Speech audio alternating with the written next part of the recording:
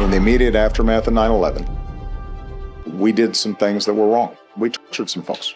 9/11 was the worst intelligence failure in the history of the Republic. In December 2007, a former CIA officer named John Kiriakou appeared on national television and confirmed what had long been suspected. The United States had run an official torture program.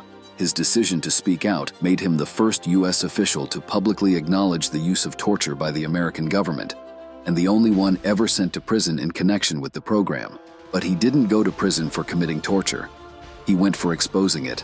Yet the program he exposed, with techniques that included waterboarding, hypothermia, and prolonged sleep deprivation, continued in secret, shielded by national security laws and executive privilege. This is not the story of a single whistleblower. It is the story of how the U.S. intelligence apparatus carried out and concealed human rights violations for years. Long before the September 11th attacks, the United States had already developed a complex relationship with torture. The Central Intelligence Agency, founded in 1947, ran programs such as MK-Ultra, which conducted mind control experiments on unwitting subjects using drugs like LSD. In Vietnam, the U.S. escalated its use of violent coercion through the Phoenix program. The program resulted in widespread reports of arbitrary detentions, beatings, and extrajudicial killings. The United States publicly denounced torture. It often tolerated or facilitated it behind closed doors when strategic interests were at stake. What changed after 9/11 was not the invention of torture, but its formalization and expansion under a legal framework created by the U.S. government itself. The language was new, enhanced interrogation, but the practices echoed decades of covert brutality. John Kiriakou's decision to speak out in 2007 did not just reveal a hidden program. It forced a reckoning with a much longer legacy. This is a torture program. I have an ethical and moral problem with it.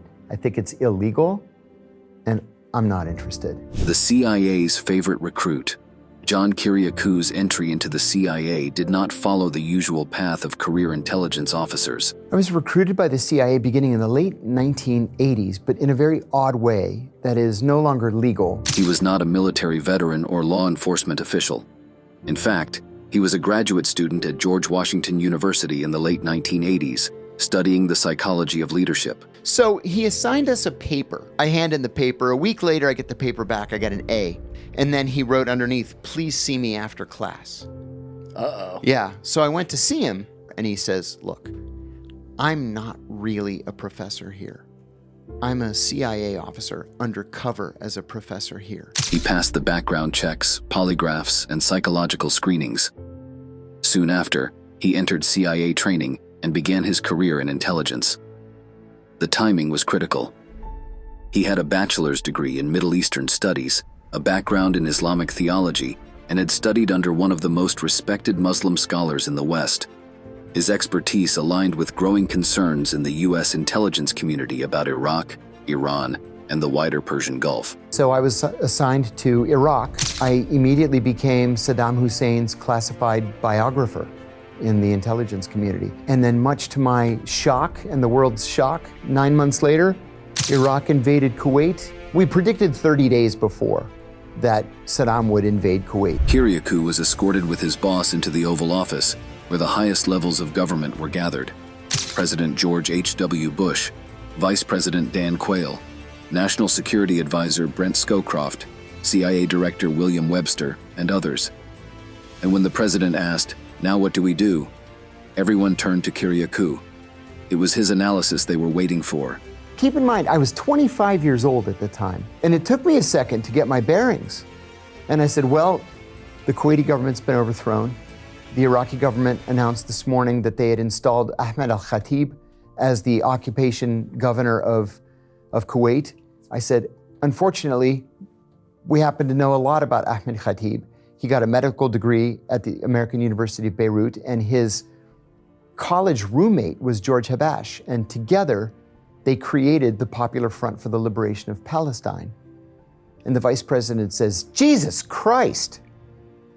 And I thought, wow, this is bad. Within days, President Bush authorized a major U.S. troop deployment to Saudi Arabia, the largest since the Vietnam War.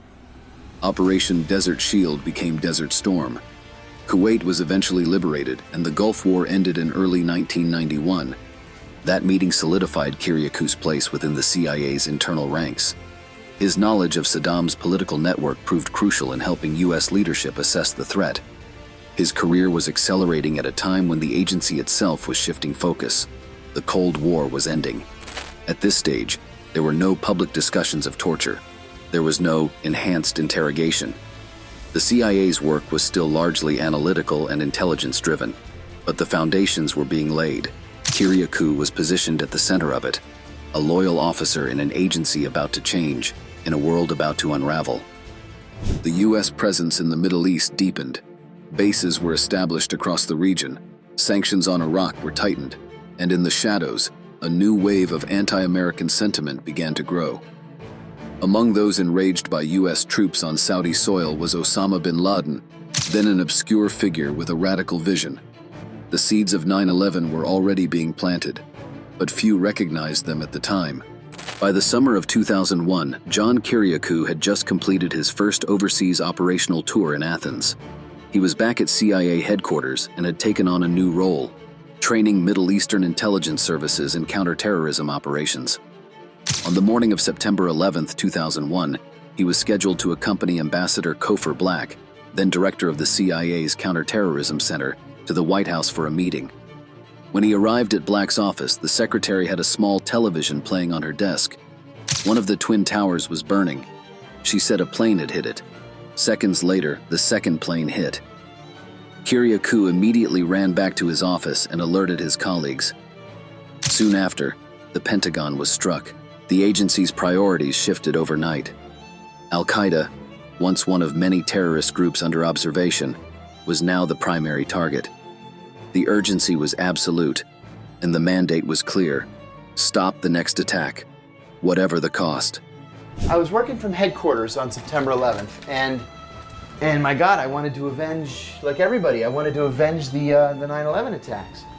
So I volunteered to go overseas. When he arrived in Islamabad in the early hours of the morning, Kiriakou had no time to rest. By 8 a.m., he was in the U.S. Embassy, where he introduced himself as the new chief of counterterrorism operations. Most Al-Qaeda fighters that had been in Afghanistan had fled to Pakistan. So our job was to figure out where they were hiding and to try to capture them. My boss told me to come up with a plan to take down an Al-Qaeda safe house. Well, I had had training, of course, but I had never actually taken down a safe house. The first test raid captured 2 low-level Al-Qaeda fighters. Days later, another raid brought in a mid-level figure from Egyptian Islamic Jihad. We got word from Washington that Abu Zubaydah was somewhere in Pakistan. And on the night of March 22nd, 2002, we broke down the doors of 14 safe houses simultaneously. He was shot 3 times while trying to escape. A Pakistani policeman shot him in the thigh, the groin, and the stomach. I said, "You're gonna get the best medical care that the American government can provide, but I'm gonna give you a piece of advice. I am the nicest guy that you're gonna meet in this experience." And he said, "You seem like a nice man, but you're the enemy, and I'll never cooperate." For Kiriakou, the mission was complete. He had helped capture one of the most wanted men in the world. What he didn't know, what no one outside a small inner circle knew, was that Zubaydah wasn't being flown to justice. Zubaydah was then whisked away to a CIA black site prison in Thailand, where he became the first high-value detainee subjected to the so-called enhanced interrogation techniques. The original plan was to start with the least aggressive methods, such as the so-called attention grab, a forceful shake intended to shock the detainee into submission. But that plan was abandoned. Interrogators began with the most extreme method: waterboarding. They strapped him down to a board. His feet were elevated compared to his head. They put some material cloth around his face and in his mouth, and then started pouring water on his face. Waterboarding was just the beginning. Other techniques followed. Zubaydah was placed in what was called a cold cell. A cold cell, you're stripped naked. You're chained to an eye bolt in the ceiling, so you can't sit or lay or get comfortable in any way. Your cell is chilled to 50 degrees Fahrenheit, and then every hour a CIA officer throws a bucket of ice water on you. The CIA would later confirm that 2 detainees died from hypothermia after being subjected to this method. The other one was sleep deprivation, which sounds kind of silly. The American Psychological Association, the APA, was on contract to the CIA at the time. They told us that people begin to lose their minds at day 7 with no sleep. Loud music and bright lights were used to break his mental state. These tactics were not designed to gather intelligence. They were designed to break a person. What made Zubaydah's case even more disturbing was the fact that the most useful intelligence he provided came before any torture began. FBI agent Ali Soufan, who used traditional rapport-building techniques, offering cigarettes, food, and conversation, had already gained actionable information. But when the CIA took over, that approach was abandoned. Under torture, Zubaydah stopped talking. The harsh methods not only failed to produce results, but also permanently damaged the detainees' physical and psychological health. So it was not just wrong, ethically and legally, but it didn't work. Years later, it would be revealed that Zubaydah was not the high-level al-Qaeda leader the CIA had believed him to be. He was a facilitator, a logistician with limited operational insight. But by the time that assessment changed, it was too late. The program had already been launched, the techniques formalized, and the precedent set. Zubaydah became the blueprint. His interrogation was used to justify the same treatment of other detainees, including Khalid Sheikh Mohammed. We caught Khalid Sheikh Mohammed, who was the mastermind of the 9/11 attacks. Khalid Sheikh Mohammed was waterboarded 187 times. Abu Zubaydah's name remains classified in official U.S. court proceedings. He has never been charged with a crime. He remains imprisoned at Guantanamo Bay, and the program that began with him would go on to operate in secret for years, until one man decided to speak out. This program was so clearly wrong to me that I anticipated someone going public, and no one went public. Well, I resigned from the CIA. John Kiriakou resigned from the CIA in 2004, nearly 3 years after the torture program began.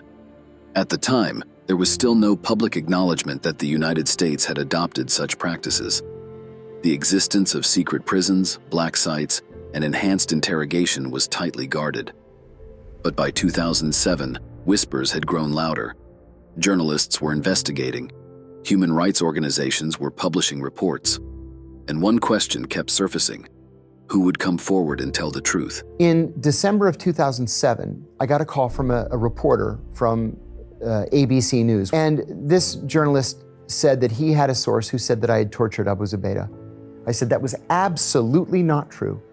I was the only person who was kind to Abu Zubaydah. The reporter invited Kiriakou to appear on air and defend himself.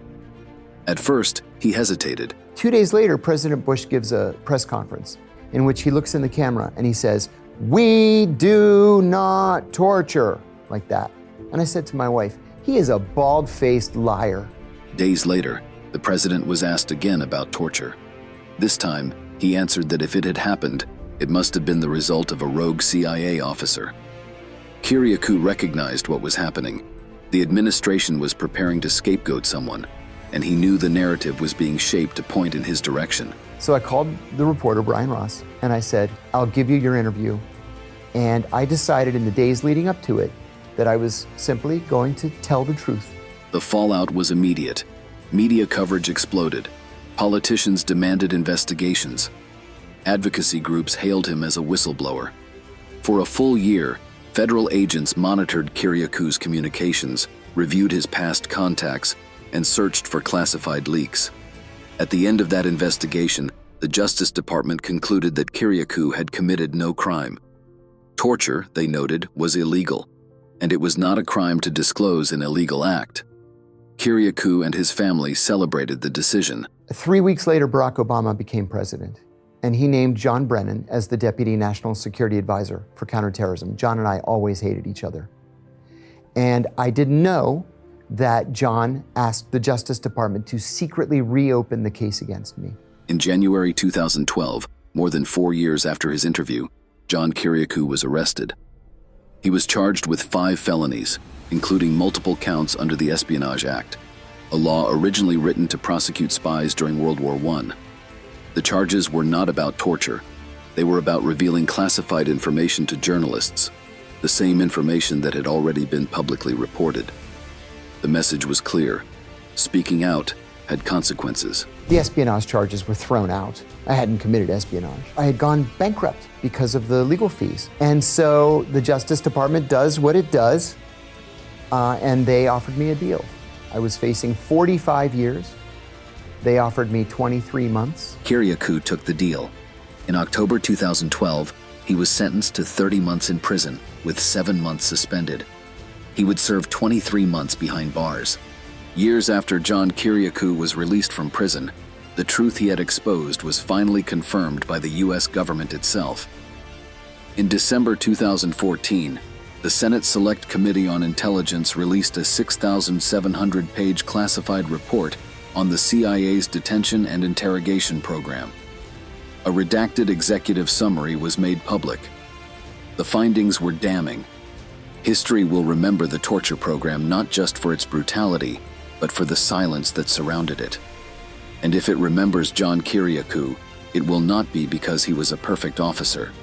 It will be because he told the truth when it mattered, and paid the price for doing so.